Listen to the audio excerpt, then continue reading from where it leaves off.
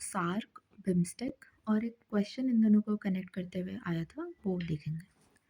तो for SAARC, South Asian Association for Regional Cooperation, ये 1985 में बना था और इसमें अभी टोटल 8 कंट्रीज़ हैं। एक्चुअली स्टार्ट में इसके इंसेप्शन पे सिर्फ 7 कंट्रीज़ थे, but Afghanistan was included in the year 2007 और टोटल 8 में अफ़गानिस्तान, बांग्लादेश, भूटान, इंडिया, मालदीव्स, नेपाल, पाकिस्तान एंड श्रीलंका। अब रीज़न्स इसके फेलियर का क्या है, वो दिया हुआ है। तो पहला इज़ कि सार्क का जो बाइनियल समिट है, वो लास्ट हुआ था नेपाल 2014 में। उसके बाद 2016 में ये पाकिस्तान होस्ट करने वाला था, बट उस टाइम उरी अटैक जो हो गया, टेरर अटैक, उसके बाद ये स्टॉल हो गया, तब से स्टॉल्ड ही है ये। फिर पाकिस्तान फिक्सेशन कि पाकिस्तान कोलैबोरेट कर रहा है चाइना के साथ सीपीईसी में, इंडिया के टेरिटोरियल सोवरेनिटी को डिसरिगार्ड कर रहा है, स्टेट स्पॉन्सर्ड टेररिज्म, ये सारे रीजंस हैं। फिर एक ये है कि अलेज्ड परसेप्शन है, इंडिया का बिग ब्रदर परसेप्शन, बुली टाइप का। इसमें बेटर वर्ड हम यहाँ से साइज एसिमेट्री भी दे सकते हैं कि इंडिया काफ़ी बड़ा कंट्री है तो बाकी सब इनसिक्योर हो रहे हैं। तो इसमें कि fear of India's hegemony in political and economic sphere of SAARC. Next point है स्ट्रक्चरल इश्यूज, ये दोनों ही जो बाकी लास्ट के दो हैं ये स्ट्रक्चरल इश्यूज ही हैं कि bilateral contentious issues are excluded और कोई अरेंजमेंट नहीं है फॉर रिजॉल्विंग डिस्प्यूट्स और मीडिएटिंग कॉन्फ्लिक्ट्स। और डिसीजन मेकिंग में भी है कि यूनानिमस डिसीजन मेकिंग है, जैसे डिफ़िकल्टी हो जाती है, एक तरह से वीटो पावर दे देता है हर किसी को, कोई भी चीज़ पे नहीं करना, बस यूनानि सबको कोलैबोरेट करा के लाना है, इसलिए ये एक प्रॉब्लम हो जाता है। अब सार्क नीड्स रिवाइवल क्यों? तो first point is common issues से डील कर रहे हैं, मेजर इश्यूज़ जो है climate change, food and energy security, poverty, ये कॉमन है, सबको अफेक्ट कर रहे हैं जो भी मेंबर कंट्रीज़ हैं। Next point is common policy needed कि साउथ एशिया जो है हाईली वल्नरेबल है क्लाइमेट शॉक्स को लेके, और ये होम भी है वर्ल्ड के large population living in relative poverty, relative hunger में भी वो जो ग्लोबल हंगर इंडेक्स आता है उसमें वो डेटा ऐसा रहता है कि साउथ एशियन पॉपुलेशन में जो चिल्ड्रन है वो भी ज़्यादा क्या वीक या दे नीड मोर असिस्टेंस, ऐसा है।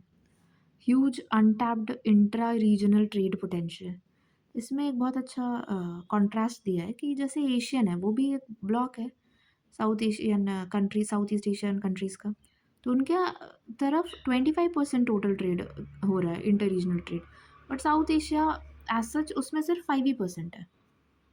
पास सक्सेस कि South Asia free trade agreement, SAARC development fund, SAARC regional centres, agriculture, energy etcetera पे, तो ये बता रहे हैं कि हमारे पास ये अचीवमेंट्स रहे तो may be we are able to replicate the same achievements in future too. और वे फॉरवर्ड में है कि revitalise engagement through issue based cooperation, health, climate, disaster relief, इन सब पॉइंट्स पे। फिर promote regional connectivity via sub regional groupings like BBIN, ये Bangladesh, Bhutan, India, Nepal जो कनेक्टिविटी प्रोजेक्ट है, इनिशिएटिव है। फिर एड्रेस पाकिस्तान लेड डेडलॉक्स, ये तो थोड़ा ज़्यादा ही नेगेटिव हो गया कि सार्क माइनस पाकिस्तान करते हैं, बट छोड़ो उसको। फिर cultural ties, shared heritage promote करे, लेवरेज करे सॉफ्ट पावर और पीपल टू पीपल टाइज, और इकोनॉमिक इंटीग्रेशन को इनकरेज करे थ्रू ट्रेड फैसिलिटेशन। इसमें कंक्लूजन है कि while India continues to support SAARC and launch with launch of South Asian satellite, शायद इसका नाम GSAT-9 था, establishment of South Asian university etcetera, ये सब मतलब इनिशिएटिव लेके इंडिया सपोर्ट तो कर रहा है सार्क को अभी भी।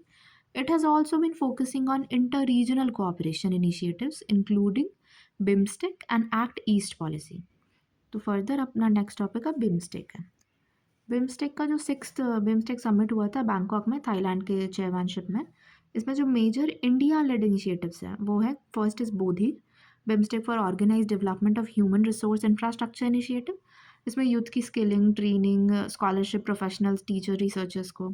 फिर DPI पायलट स्टडी, इसके रीजनल फीजिबिलिटी पे इंडिया कंडक्ट कराएगा।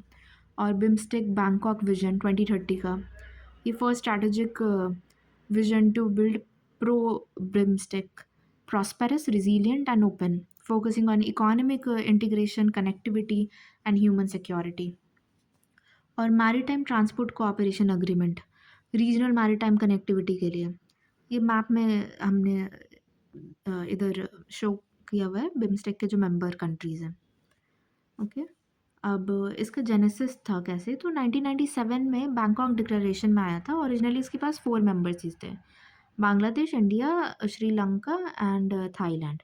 तब उसका सेक्रेटेरिएट ढाका में था। और फिर अब इसके 2 मेंबर्स और जो आ गए हैं, भूटान और नेपाल और म्यांमार, 3 मेंबर्स और। इसका एक ट्रिक भी है, बीम्स मतलब बी से बांग्लादेश, आई से इंडिया, म्यांमार, एस से श्रीलंका, टी से थाईलैंड और उसके बाद बी एन है तो भूलना नहीं, बी से भूटान एंड एन से नेपाल, नहीं का नेपाल। सेक्रेटेरिएट इसका ढाका में है और 2023 में ही इसका चार्टर भी अडॉप्ट हुआ है। ऑब्जेक्टिव इसका economic development, social progress, regional peace, bay of Bengal region में। 7 प्रायोरिटी एरियाज और पिलर्स है। पहले ये 14 हुआ करते थे, अब ये स्ट्रीमलाइन करके इन्होंने इसे 7 किया है। और ईच एक जो मेंबर कंट्री है उसको लीड करता है। एग्जाम्पल है कि security pillar is led by India. BIMSTEC कैसे हेल्प कर सकता है इंडिया को उसके फॉरेन पॉलिसी ऑब्जेक्टिव्स रियलाइज़ करने में। एक्चुअली जो क्वेश्चन भी आया था ना वो यही ऑलमोस्ट था, मतलब उसका सेकंड पार्ट उस क्वेश्चन का कि इंडिया के फॉरेन पॉलिसी ऑब्जेक्टिव को रियलाइज़ करने में बिम्स्टेक कैसे हेल्प कर सकता है, क्या रोल है इसका। तो सार्क का अल्टरनेटिव बन के कि पाकिस्तान एक्सक्लूड कर किया हुआ है इसमें, functional amid South Asian Association for Regional Cooperation deadlock और aligned with India's foreign policy. ये इंडिया के जो इनिशिएटिव्स है, Act East, Neighbourhood First policy, Indo Pacific, Quad goals, उसको एड करता है। फिर स्ट्रैटेजिक ब्रिज, ये साउथ और साउथ ईस्ट एशिया व थाईलैंड, म्यांमार कनेक्ट करता है दोनों को। ब्लू इकोनॉमी, मैरीटाइम सिक्योरिटी, ये Bay of Bengal, anti piracy, disaster relief और अलाइंड विद सागर महासागर इनिशिएटिव। फिर साउथ एशियन इंटीग्रेशन है, ये कनेक्टिविटी प्रमोट करता है वाया बिम्स्टेक मास्टर प्लान। अब इश्यूज़ क्या है इससे रिलेटेड, एक तो स्लो प्रोग्रेस, चार्टर 25 हो गया, 2023 में क्योंकि अडॉप्ट हुआ था, 25 ईयर्स के बाद हुआ है। Just 6 summits including the current one have been held. और जियो पॉलिटिकल चैलेंजेस भी है कि all BIMSTEC members countries except India and Bhutan a part of BRI project, जो चाइना का जो है। फिर लो इंट्रा रीजनल ट्रेड है, इसमें भी सिर्फ 6 to 7% ट्रेड शेयर ही है बिम्स्टेक में। और जो FTA इनिशिएट 2004 में हुआ था, अभी तक अनइम्प्लीमेंटेड है। इंफ्रास्ट्रक्चरल और connectivity gaps, India, Myanmar, Thailand trilateral highway जो है और BBIN मोटर व्हीकल अग्रीमेंट, उसमें डिलेज चल रहे हैं अभी भी। फिर political instability, Myanmar, Nepal, Sri Lanka सब जगह क्राइसिस हो रहे हैं। ये जेनजी रिवोल्यूशन नेपाल में, श्रीलंका में इकॉनमी, ऑर्गेनिक फार्मिंग जो कंपलसरी किया था उसके बाद करेंसी ही उनका फिर बहुत ज़्यादा डिप्रिशिएट कर गया और पॉलिटिकल टर्मोइल हो गया। और म्यांमार में भी मिलिट्री कू, स्ट्रेन्ड मेंबर रिलेशंस, जैसे बांग्लादेश, म्यांमार में रोहिंग्या, जो रखाइन स्टेट है उधर रोहिंग्या इमिग्रेंट्स को लेकर इश्यूज़ हैं। इंडिया नेपाल बॉर्डर में जैसे क्या था ना, हमने ये देखा भी है इंडिया नेपाल रिलेशन में कि एक सुस्ता रीजन है चंपारण डिस्ट्रिक्ट में, और ये काला पानी वाला जो इशू है कि काली रिवर का ओरिजिन कहाँ से है उसको लेके। तो पहले तो ये 35 स्क्वायर किलोमीटर एरिया में था। इसको जो लास्ट नेपाल ने क्लेम किया था वो 300 स्क्वायर किलोमीटर एरिया के अराउंड कर दिया है। तो ये भी एक इशू है। फिर से कंक्लूजन में मेंशन है कि बिम्स्टेक स्ट्रेंथन करता है इंडिया के रीजनल लीडरशिप को connectivity, trade, security with south east Asia के द्वारा, और ये अलाइन करता है इंडिया के एक्ट ईस्ट और नेबरहुड फर्स्ट पॉलिसीज से। इंडिया के विजन को प्रमोट करता है सिक्योर प्रॉस्पेरस इंडो पैसिफिक का। और ये एक प्रैक्टिकल प्लेटफॉर्म भी है, ये वर्ड कितना सही है कि ये एक प्रैक्टिकल प्लेटफॉर्म है for advancing India's regional goals beyond सार्क्स constraints. चलो सही है काफ़ी। अब जो क्वेश्चन है जो UPSC 2022 में आया था 10 मार्कर, वो ये था कि do you think that BIMSTEC is a parallel organisation like the SAARC. तो ये तो नहीं है, बट आउटरेटली हमें नहीं कहना कि नहीं है। और what are the similarities and dissimilarities between the two. और फिर how are Indian foreign policy objectives realised by forming this new organisation, मतलब बिम्स्टेक से कैसे रियलाइज हो रहा है इंडिया की फॉरेन पॉलिसी। तो इस क्वेश्चन में 3 इसको आंसर फ्रेमवर्क समझते एक बार कि पहले तो इंट्रोडक्शन, उसके बाद पैरेलल ऑर्गेनाइजेशन पे क्या ओपिनियन है वो, मतलब इंट्रोडक्शन में इसको जो फर्स्ट लाइन है इसको हमें एड्रेस कर देना होगा। फिर सिमिलैरिटीज़ और डिसिमिलैरिटीज़ दोनों के बीच क्या है, ये 2 सब हेडिंग बना के बताना है। और फिर इंडिया का जो फॉरेन पॉलिसी का ऑब्जेक्टिव है वो कैसे रियलाइज़ हो रहा है बिम्स्टेक के द्वारा, ये कंक्लूजन।